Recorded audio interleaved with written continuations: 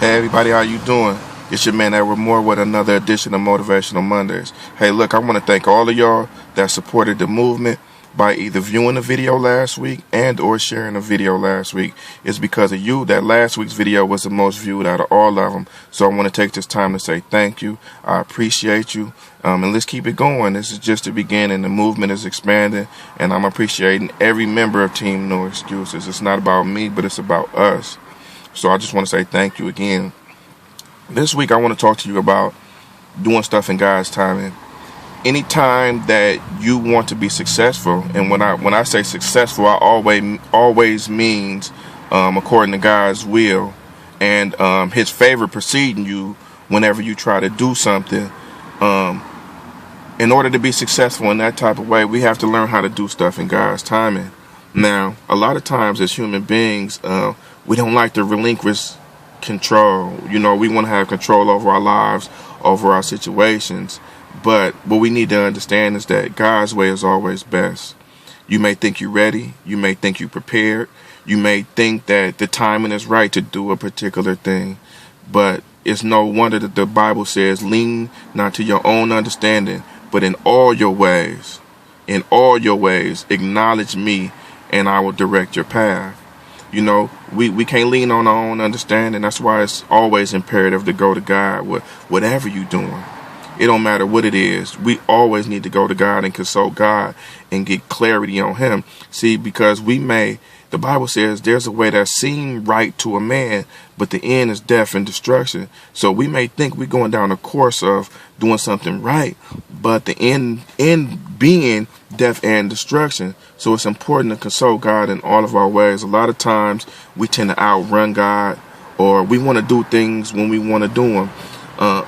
Especially, I'm sure all of y'all that with kids can identify with this. There's certain times when your kids may want to do certain things, and you being a parent having more wisdom and more understanding, you know that particular thing might not be the best thing for them. It could cause them hurt, harm, or danger. Well, God is the same way. God being our parent, and being in tomorrow while we're still in today, He knows what's best for us. So, again, we can't lean on our own understanding. He says, I know the plans that I have for you. They are good and not of evil, and plans to bring you to an expected end, in Jeremiah 29:11. So it's very imperative. God knows what our ending looks like before we even get there. And the only way to ensure that we reap the blessings that He's spoken over our lives is to line up with His will and be in His will. We can't experience these things outside His will. A lot of times in life, man will say you need to be married by this time. Man will say you need to be established in your career by this time. Man may say a whole bunch of things, but God is not man, and man is not God.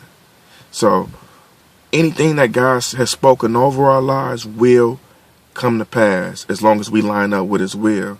We got to understand that it's imperative to understand God's plan for our lives.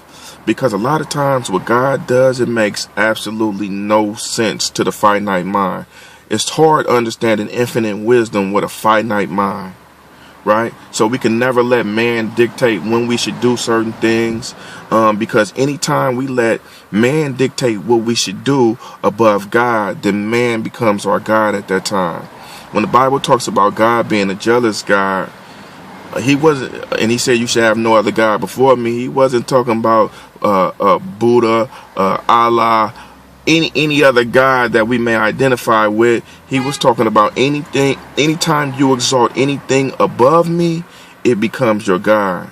So anytime you listen to anybody's plan, whether it's your mama, a loved one, a family member, your spouse, anytime you go against what anytime you accept what they say over what God is telling you to appease them, then at that point, that person becomes your God. I know it's a cold reality, but it's true.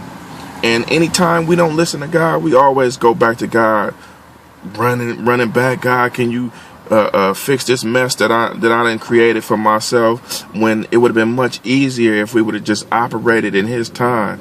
And let me be the first to say, man, it's not hard, it's not easy operating in God's timing. You know, it's a very, very, very difficult thing to do, man, to have patience. You know, you want a thing, you desire a thing, you really want something, but God is telling you you have to wait. And he's done that with several things with me. A lot of things that I thought I was ready for, I really understand I wasn't ready for. I'll give you an example, and this is not a personal example, but just an example, period. You may desire to be married, but you may not be spiritually mature enough, or just mature enough, period, for a marriage, and God blesses you with a spouse. And based on you not being ready, you end up running your spouse off because you're not mature enough to handle it. I look back over the course of my life, and there's several things that I thought I was ready for, and if God would have gave them to me, I don't know where I would be right now. I'd probably be in a rehab somewhere, or either dead if he would have given me some things prematurely. So just understand that God's wisdom is always greater than ours. And anytime he says wait, it's for a purpose. It's for a purpose. So this week I just really wanted to talk to you about understanding God's timing.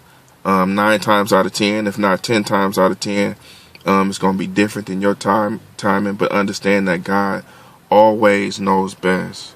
Always knows best. And sometimes we have to go through different seasons. And just because when I look around, I see others in a season of prosperity, or I see others being blessed with certain things, be happy for other people. Celebrate their successes, but don't feel compelled to go out and have to get the same things and obtain the same things, because their season may not be your season. Or when you go through seasons of lack, or seasons when you have to wait for certain things, don't be mad about that either, because seasons are not governed by time.